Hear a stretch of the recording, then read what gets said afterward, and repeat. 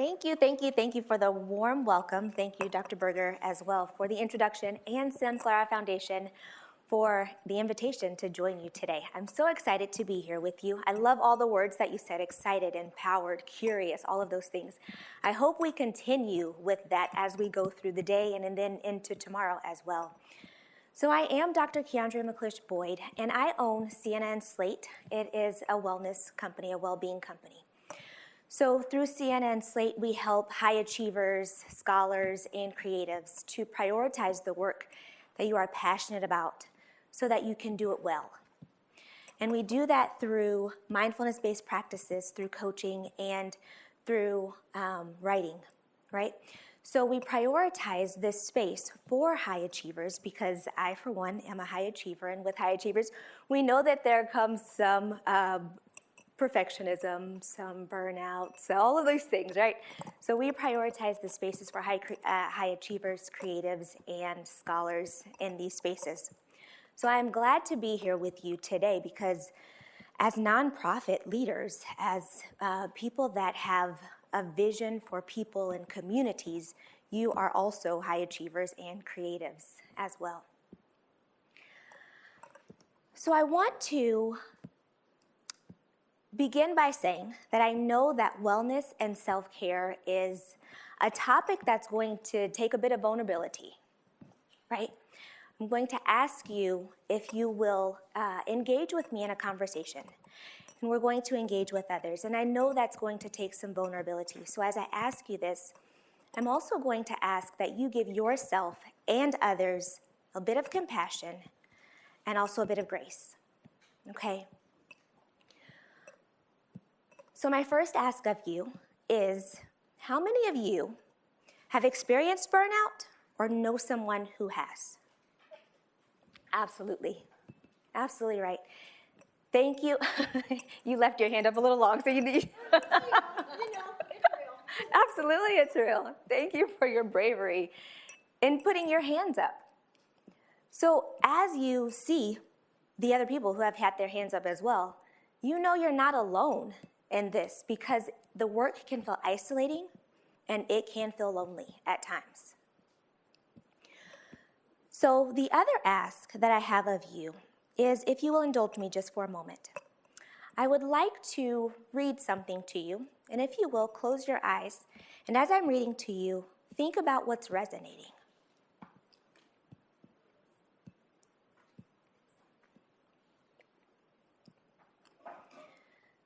You are exhausted. It's a next level fatigue. Your body is so tired, but your mind can't stop.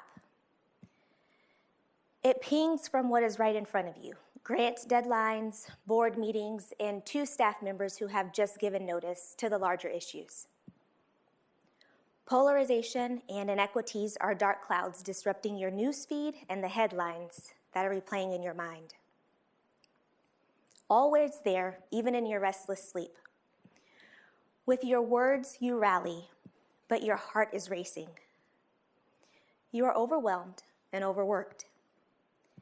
You need much more than friends' suggestion, a long weekend, a long nap, a healthy snack, or even an unhealthy snack. Your bones ache. You find yourself constantly among people, but feeling lonely. You know you need support, but you're not sure who or who to ask. You wish you had time for a doctor or a therapist or any number of behavior changes that are too daunting to take on, just not now. You've heard, put your oxygen mask on first, so many times. But what you really want is not an oxygen mask, but a steadier plane.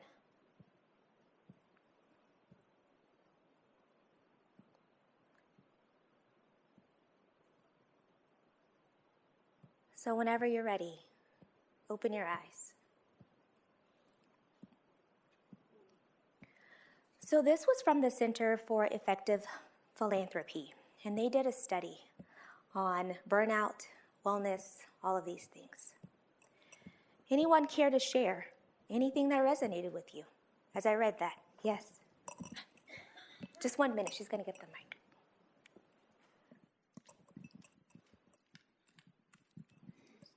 So I don't know how many of you are like close to me, but I'm tearing up from that. I feel like the entire thing resonates. It feels very isolating to do work that is so impactful in the community, work that you might not see the impact until long after you are gone from the community.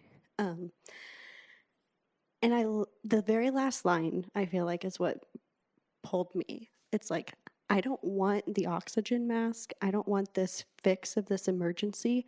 I don't want to be here. I don't want it to be like this.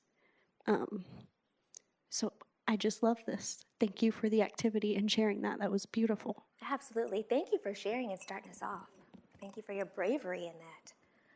Yeah. Anyone else care to share? And when I say care to share or offer an invitation, it is an invitation and not an obligation.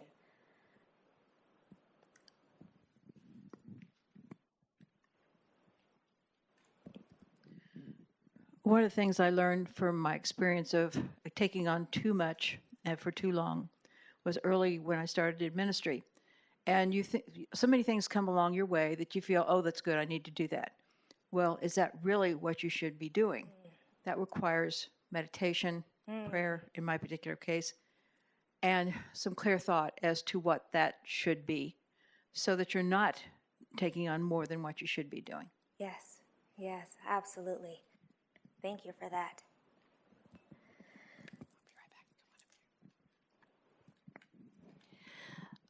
I agree with everything she just said. I'm the founder of the organization I work for, and the other thing that I would add on the end of that, after thinking about all of that, the next thing that came to my mind is, and now we have to go out and justify it on paper why we need the money, or why we need, or to go to our community or to our donors and ask them, or try to tell them on paper why we're so important, why we need those funds to be able to have that impact that we know that we're having. Thank you. Anyone else care to share? I think one of the things that just keeps me going is to recognize, as she talked about, that whatever we do that's positive, we can't think of ourselves as being so important that we recognize the result. That we might just be a little piece of God's puzzle, in my case, of helping somebody towards a better place. And sometimes that means leaving them angry or leaving them dejected. But I think if we focus so much on expecting to see a result directly from what we do, it feeds the exhaustion. Yes, thank you. As you were reading, I saw myself in there, but the first sentence really made me remember that I'm going through that for quite a while. My body is tired, but I can't stop my mind. So what I have been experiencing is some days I just can't function, and some days I overdo it. So from the beginning to the end, so I crashed the next day. So that's what I have been experiencing. But yeah, I can't stop my mind. Like if I'm energized, I just want to do everything because I have the energy to do it. But now I experience that I crash the next day. Yes, yes. That's a common experience as well, especially for high achievers. I'll share. We work together, and I feel the same. And I just feel like sometimes, like the first sentence says, my mind can't stop, but I can't start. I don't know where to start. It's just like a big mess. Yeah. Anyone else? I want to make sure that if you want your voice heard, that it is here. Yes. I was struck with the sentence about polarization and inequities. In addition to being the second at this nonprofit, I'm also an elected official.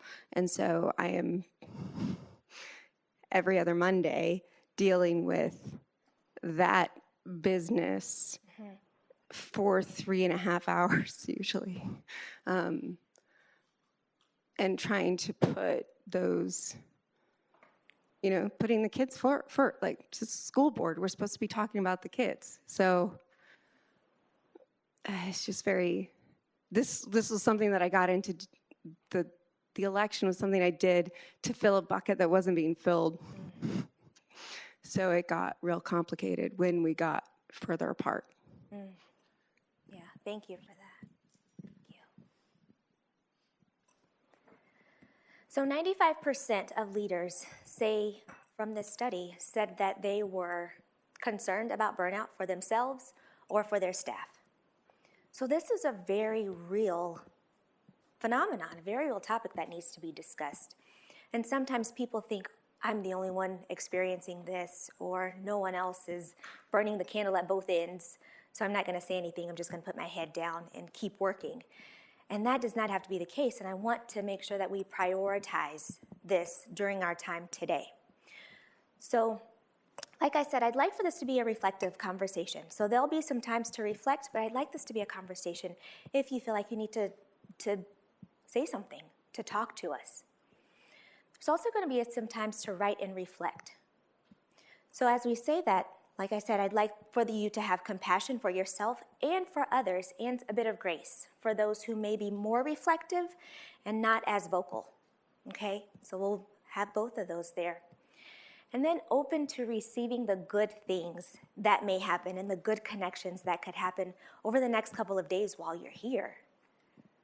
So then opening your mind to see the possibilities, because we know that when our minds are so cluttered, we aren't able to see opportunities, we aren't able to see solutions, we aren't able to see areas for collaboration. And that is what's here for you over the next couple of days, opportunities, collaborations, and possible solutions. So I hope that in our time together, we can clear a bit of the clutter so that you can then be able to see all of the other good things that are here for you over the next couple of days. Is that a deal? Okay. Fantastic. So then I'd like for you to take a few minutes, about 3 minutes here, to reflect on your well-being. Because I know that if you're like me, that you don't do this often enough. So I'd like for you to think about this currently. And there may be some paper or Post-it notes or something that you can write this down if you are a manual writer. This helps to get it out of your head. Currently, how are you performing and producing? How is your mental clarity and focus? How are your stress levels? Your levels of resilience? What does that look like for you right now? And then how is your emotional well-being?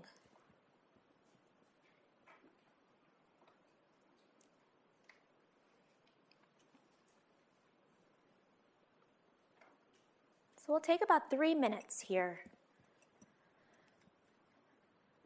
to situate these questions.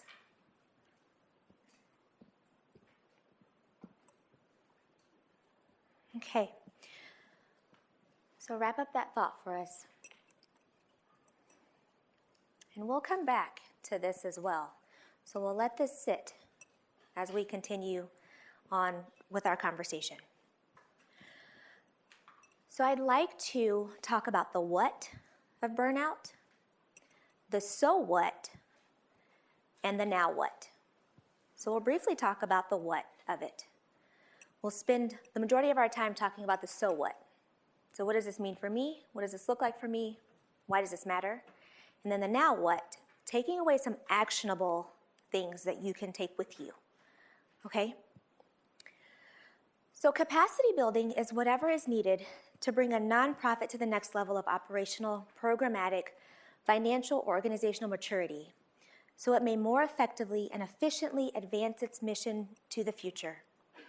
We know with nonprofits, there's the people component, there's the program component, and the financial component. If you are putting your mask on first, we need to situate the people component. We have to situate you within your organizations as well. Nonprofit leaders, as we've said, report that they and their teams are burned out, especially after COVID. It feels like time has sped up. And I don't know where the time is going or what is happening with the time, but the year is almost over. And it's just felt like it's sped up. And in speeding, the time feeling like it's speeding up, we also may feel like we need to do more and we need to do more faster. So then we begin burning that candle at both ends. We begin spending so much more time doing the work, trying to put the components and pieces together. So I am familiar with burnout all too well, being a high achiever myself, being an author myself, having gone through to get a doctorate degree, but also having come from a family of nonprofit leaders. So in the 70s, my grandmother started Genesis 12. It was an educational foundation. We have a family farm. So she would invite people out from the community and teach them how to sew, how to can, and how to garden. So over the summers, my cousins and I would come to the farm, and the girls would stay in the house and learn how to sew, how to can, and how to garden with my grandmother. And the boys would be out with the men in the fields and doing all of the other work. So my mother and her brothers, my uncles, have taken my grandparents' dream a step further. And they now have common ground producers and growers to where they have taken the dream and exemplified it to bring food from the farm, connecting farmers and producers to bring food to communities who are underserved. So I have these conversations with my mother about wellness and self-care because I know what it feels like, and I've heard firsthand about being a solopreneur, about wearing so many hats because you don't have the person to help you in this capacity and that capacity. I've heard about farming. She's lifting, produce, and I got to load the van because I got to go to this center, or I got to do this, and I got to go here, and I need you to proofread this because this grant is due in 12 hours, and I need you to, right? So I've heard it, I've seen it, and I've lived it. So this is very real for me as well. Hence why I do the work I do with Sienna and Slate, with high achievers, creatives, and scholars. So burnout is the invisible symptom of an invisible problem. All of these are visible symptoms. Not being able to think creatively, feeling irritable, overwhelmed, stressed. All of these things are a byproduct of burnout. I also want to mention, and it's very important here, that we cannot overlook the socioeconomic factors that also play a part in how this may feel for people of color and for people who are historically marginalized or disadvantaged. Because those factors also are exponential in the type 2 diabetes, hypertension, stress, all of those other factors as well. So that is very real, that needs to be prioritized here as well. So like Dr. Berger said, it is not the thing you can sleep away. You can't take a nap and feel better about this. This is something that you really have to be intentional about. You really have to have some intentionality as you think about, how can I get out of this cycle of continuing this level of work? So this is the too much work, not enough time, and the unrealistic expectations given the support that you have. Given the support that you have. So you have to begin to consider what's normal for you, what's normal for your organization, and the capacity that you have. So the question here that I'd like you to continue to ask yourself, even after you leave here, is there a mismatch between the demands of my capacity and my capacity to meet those demands? You have to continue to ask yourself this question. I hope this continues after the next couple of days and you don't just go back into it without having the level of intentionality.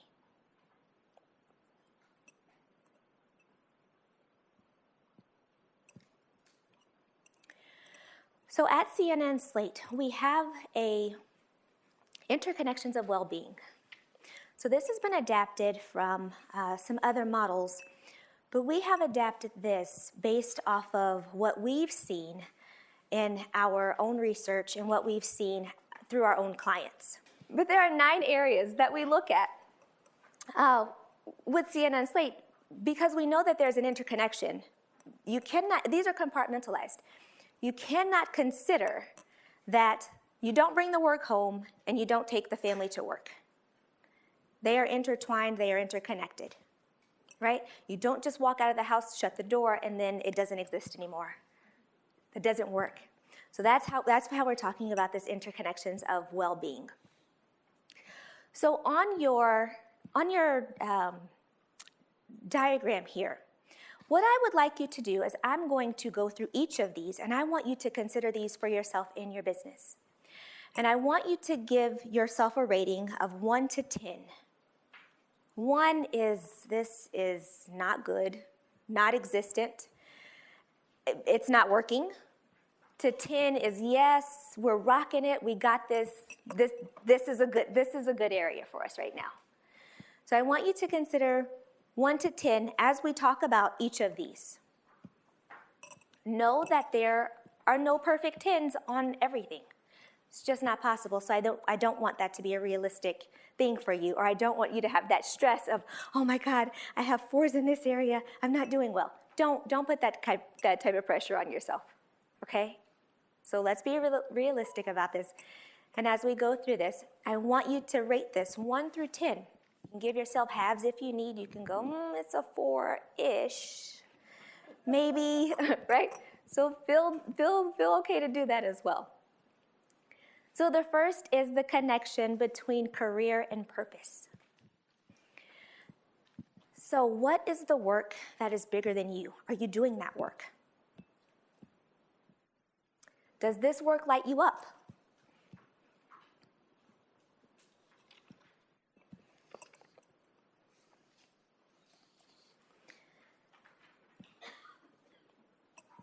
Does this provide a space for you to have a meaningful contribution? What you're doing right now.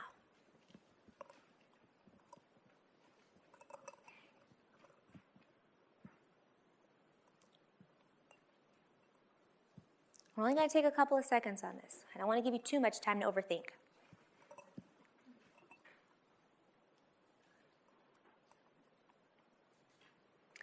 The next is the self and who you aspire to be. Who do you aspire to be, and are you working toward that?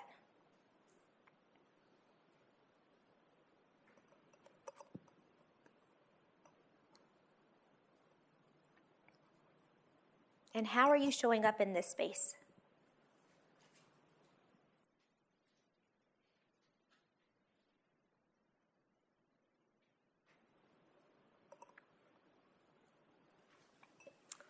The next is financial connection.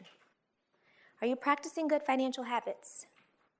Do you have access to financial means? Do you have access to financial literacy?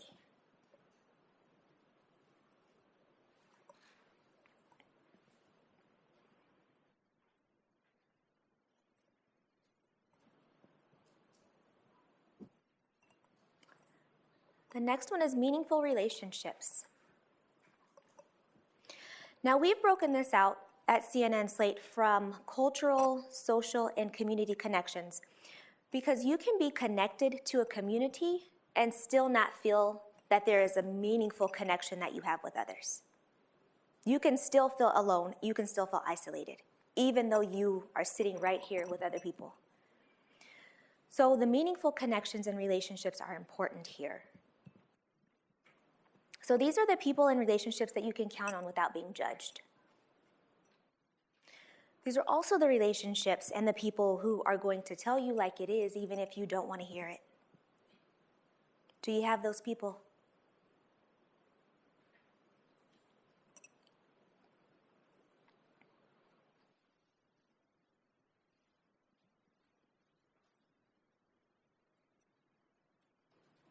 The next is physical health.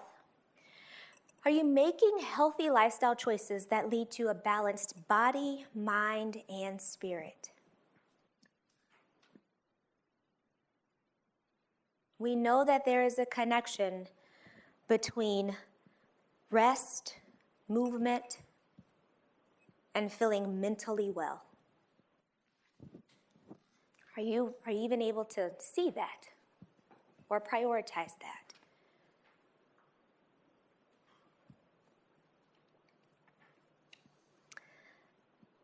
The next is cultural, social, and community.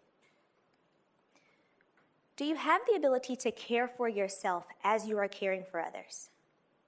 This is the putting the oxygen mask on first. I also don't want to diminish that for some communities and for some cultures, caring for others is an act of self-care for them.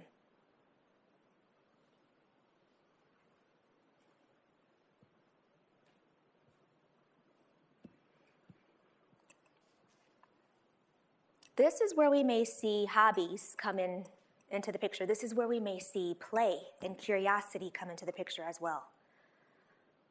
This is where you may be doing something fun with others. Maybe it's salsa dancing or the tango or whatever it is. Going out and connecting with other people. Do you have that? You have an outlet.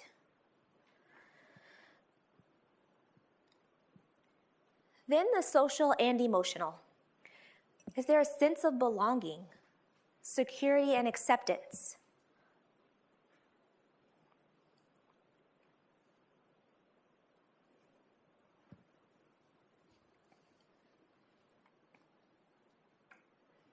This is as much the relationship with yourself as it is with others. Are you able to give yourself compassion? Are you able to give yourself some grace? Are you self-aware of what's going on, not only around you, but also inside of you? Because that's the thing we can control. We can control what's happening within us. We can't always control what's happening on the outside.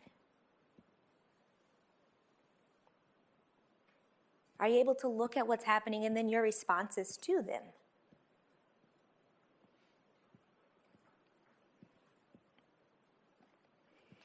And then the mental and physical.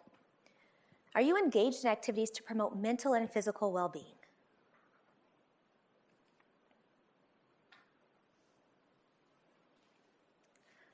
This is a hard one for me because I sit at my desk for hours and hours up on the day. And sometimes my back gets tight. Yes. I know when I have sat and I haven't moved. I know when I haven't gone for a walk or a run. My body tells me. And then I get a headache. So I know this all too well. So this is something that I am very conscious that I need to work on more. And the last is collective and spiritual.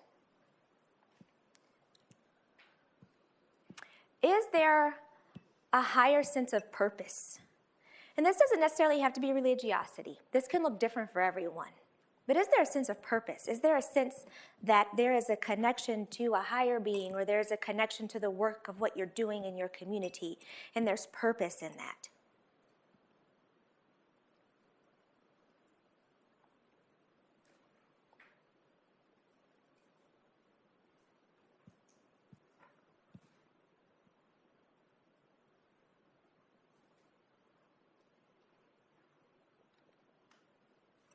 So what I'd like you to do is go back to the beginning where we started. You thought about your current well-being when we started this. Now I'd like you to take into consideration the well-being wheel that we just did and reflect again on these questions. How are you performing and producing? How's your mental clarity and focus? How are your stress levels and resilience? And how is your emotional well-being? Like I said, you won't have 10s in all of these areas, but there are areas that you can continue to think about, well, how can I think about doing one small step, one small thing in order to boost one area?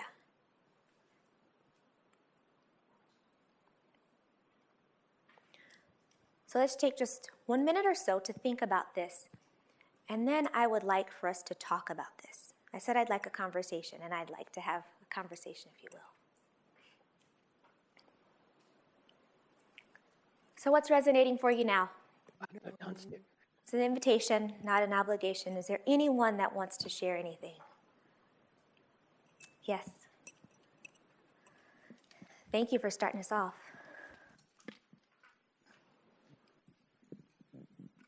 I noticed that when you came back the second time with these questions, I'm doing a lot better than I thought. Good for you, yes. Really, I mean, my numbers are way higher than if I'd had numbered those in the beginning. They would have Yes. been low.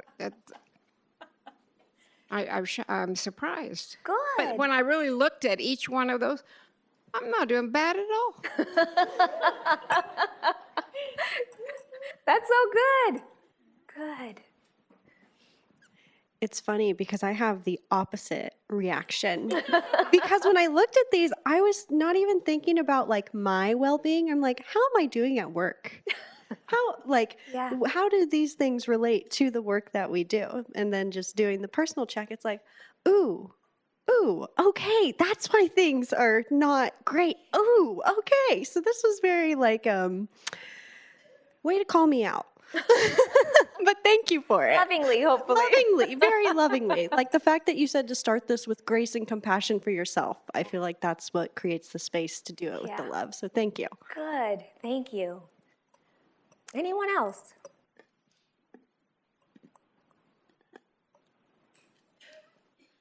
Anything that surprised you? Anything that's causing a bit of dissonance? Maybe you're not resonating, but maybe it's like, a little bit of resistance there.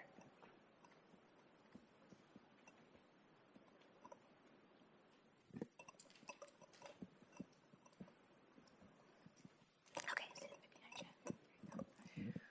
So I was thinking I should be falling apart. I should be like a heaping ball of tears, but I never am. And I was surprised myself about that all the time. And then I heard this somewhere, I forget who said it, that people often think of success as money Yes. and success, yada, yada. But in actuality, it's family and friends and work that serves. And I got that on lockdown. Good. So it must be why I'm not like dead already.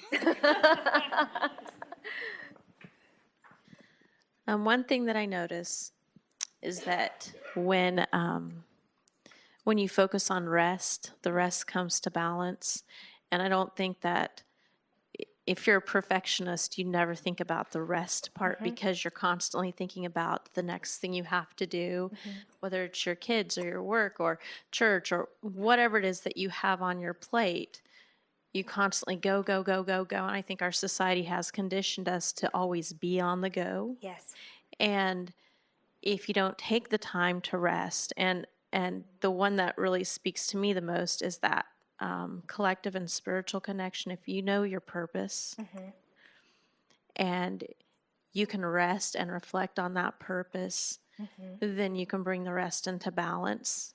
But it's not the number one thing that I ever do, even though I know that. Yes. So Good. That's a good reminder then. Yeah. Fantastic. Thank you. Thank you for being brave and going on this journey with me of reflection. So now, as I promised, I want to make sure that you walk away with some takeaways. What can you do, actionable takeaways? So I want to talk about these a bit. So balance and synergy. I don't believe that we could ever have balance, true balance, that is. The scales will never be balanced. There's always going to be a little bit of ebb and flow. So I believe there can be synergy. And when there's synergy, then you can prioritize family a bit more on some days if you need to, and work a bit more on some days, and you can flow with that ebb and flow. When we consider that it has to be balanced, that continues to create a little bit more stress because I don't think it'll ever be balanced. So I want us to think about synergy in that way. Think about the flow of it, right? And it may be that you're sitting with the family on a Saturday or a Sunday and say, this is what I have going on this week. What does everyone else's week look like? Because I need a little bit more space this week because I have this on my plate, this on my plate, this on my plate. So then when you have those conversations and that synergy can happen in the family dynamics, then you can feel like you don't have as much pressure and you could work a bit more. You have more capacity to do the work if you have that little grace over on the side of family. So creating that synergy there. I also believe that we need to begin to establish a routine.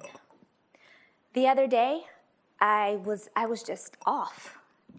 And I thought, what is going on? Well, after I thought about it, one, I didn't work out that day. So my body was already telling me that we haven't even moved enough for you to be trying to think at this capacity that you're trying to think about. And I didn't have any quiet time. I woke up and I was on the go. So I didn't have time to center in the morning to even think about the day. I just automatically started. So then I felt behind and like I was trying to catch up, right? So that may look different for everyone. So begin to establish the routine. What might the routine look like for you? What might you need to do for yourself in order for your day to start off on a good foot? That may be that you're preparing the night before. That may look like, as you said as well, integrating some meditation or prayer into your morning or your day. It's going to look different for everybody. But you have to establish what that looks like for you in order for you to be able to do the work at the capacity that you're trying to work at. And then there are PACT goals and SMART goals. So PACT is having a purposeful, actionable, continuous, and trackable plan. This allows you to consider that you may need to make some adjustments in your plan. That's what PACT allows you to do. And then SMART goals, and a lot of us are familiar with the SMART goals. Being specific, measurable, actionable, relevant, and time-bound.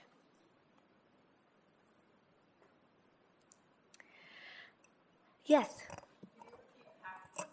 Yes. Please repeat PACT again. Yes. Purposeful, actionable, continuous, and trackable.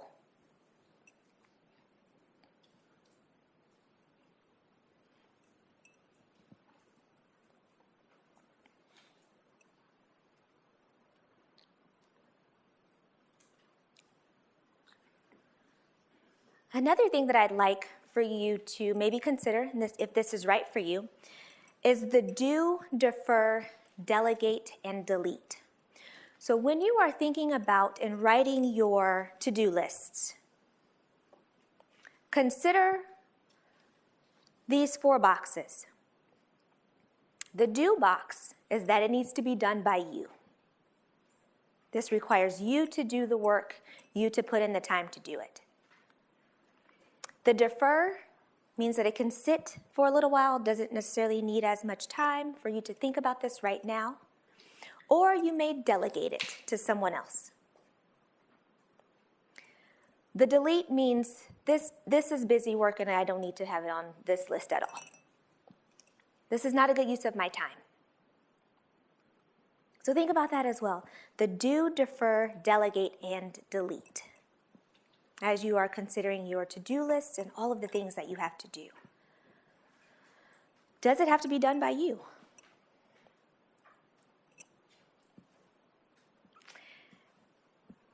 And then writing to get out of your head. This is the to-do list. Don't try to keep all of these things in your head. There is more valuable, more important things that need to be there than some of the things we're trying to hold. And this comes with journaling and reframing internal narratives. So a lot of times I hear about not feeling good enough or not feeling like you're at a good place, especially being high achievers, creatives, or scholars. And we hear about imposter syndrome, right? I like to reframe that from imposter syndrome to imposter narratives. Because syndrome denotes that there's something wrong with you. Narrative denotes that this is something that I can reframe.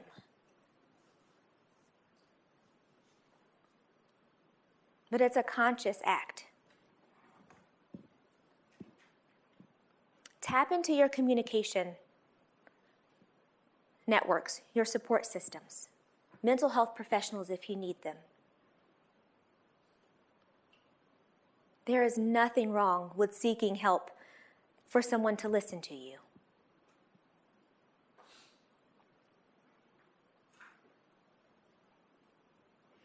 And then not internalizing your feelings and emotions and having those people that you can go to say, I just need to talk this through.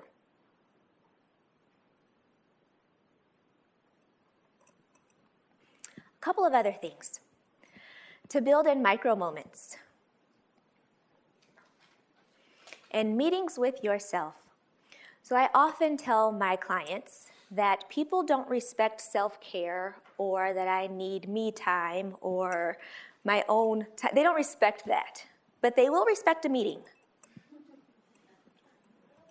So you can put a meeting on your calendar.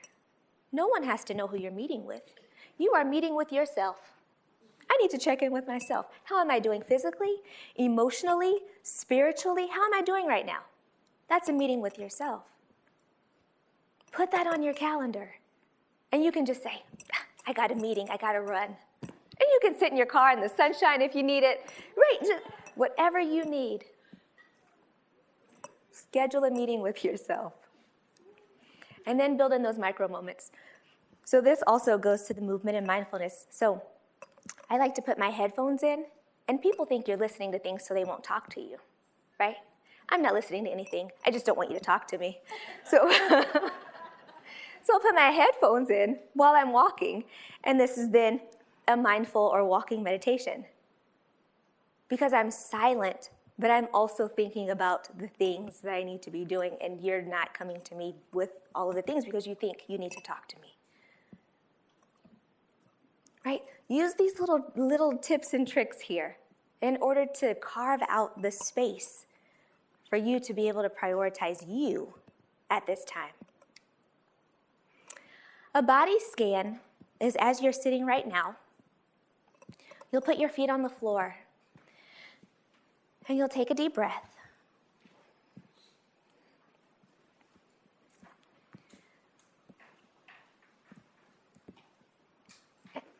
And you'll get relaxed. And you'll start at your feet. How are your feet feeling? Move up to the calves. How are your calves feeling? Your thighs. Your midsection. Keep taking deep breaths. How's your chest? And if you need to feel a little bit more compassion, you can put your hand on your chest as well. Then you'll move up to your shoulders, your neck, your head, your face. Just a quick body scan to check in. That's a quick thing you can take 2 to 3 minutes just to check in. How am I right now? Especially if you have a big meeting that you're preparing for, or something that you have to present on. And you go in with all of these things swirling in your head, and you're anxious, and I got to deliver on this, and I got to talk about this. 2 minutes, body scan. Center yourself and reground. Deep breathing and also deepening your awareness to what you may need at this time.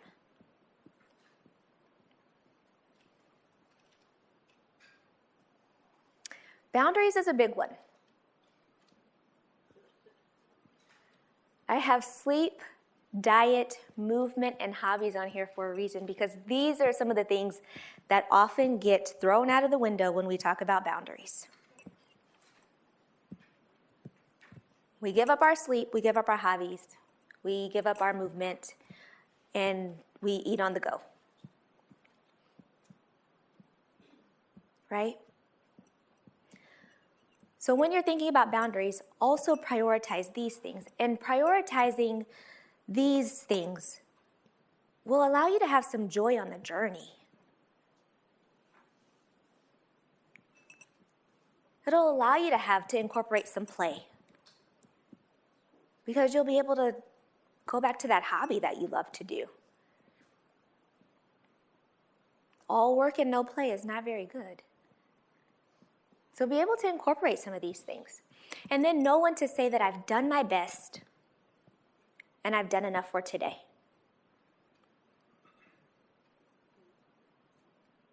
And that conversation may need to happen with yourself verbally. It has to happen with me sometimes verbally. I have to tell myself, you've done enough for today and we're ready to lay down. We're ready to turn it off. If not, I will take all of that to bed and my mind is still working while I'm trying to sleep. Then I'm up at 4 o'clock in the morning because I didn't feel like I had a wind down. So sometimes these conversations happen verbally and I'm like, no, it's time to shut down. And I will talk to myself like that. So talk to yourself like that if you need to, as if you are talking to someone else or even a child. No, we're going to lie down for 2 more hours. Do that. Feel free to do that. These are conversations with yourself.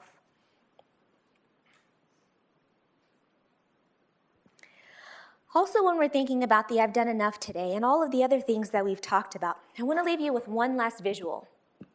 And that is you're juggling 5 balls. One of those balls is work. The other is family.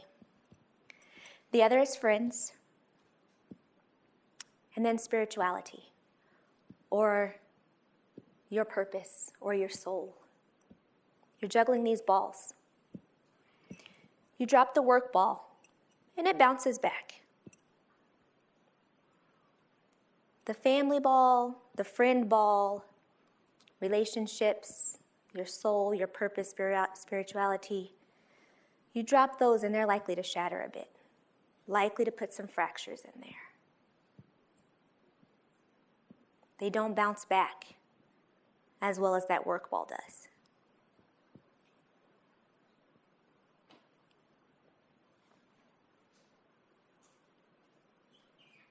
Any last takeaways or shares that we want to prioritize in our time together? I know I've given you a lot to think about today.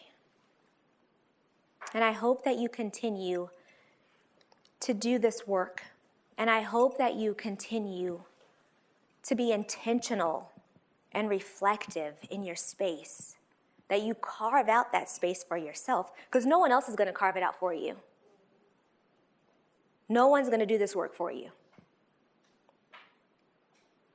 And if you continue to go, they're going to continue to say yes, yes, yes. Do. Right? So I hope you are intentional about the space you carve for yourself in doing the work for others in the community, because we do this work with passion. We do this work because we care about the work, we care about the communities, we care about the people. But you have to care about yourself in order to continue the work. Thank you for your time.